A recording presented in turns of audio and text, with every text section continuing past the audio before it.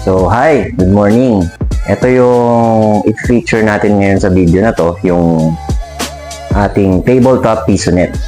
So, i-flex na rin natin kung ano yung mga nandito sa tabletop, mga pyesa niya, tapos kung paano ba gumagana yung bawat isa.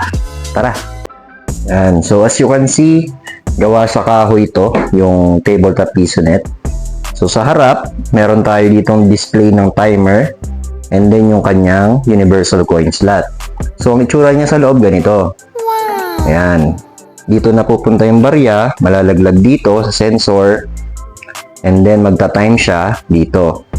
Ito yung kanyang timer na dual relay.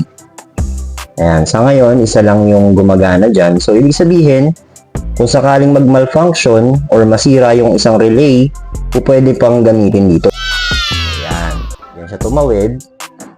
So, ito yung mga kable na pwede ninyong gamitin para dun sa mga functions ng relay na gusto nyo mangyari. Pwedeng power cut o kaya yung tinatawag na auto shutdown. So, sa PC nyo naman ikakabit or dun sa mismong motherboard nya. So, dito, meron siyang on-off switch. Yan, micro switch dito. And then ito, hindi lang basta-basta to na 12 volts fan. Malakas to, 120 volts. What? Yan. Tapos may maliit kang coin box dito. Yan yung ating tabletop na PisoNet box. Yan, ganyan siya. Yung likod, may switch doon. And then, yung kanyang power cord.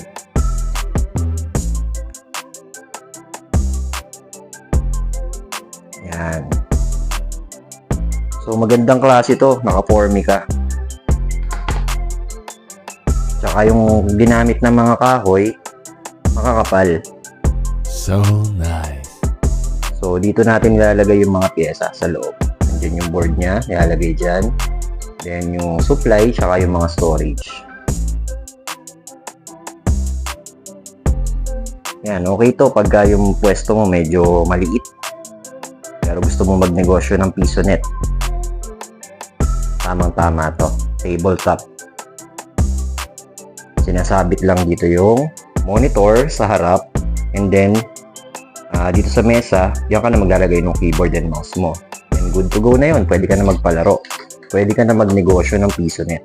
Yay! So, yan yung ating tabletop na PisoNet box. Salamat!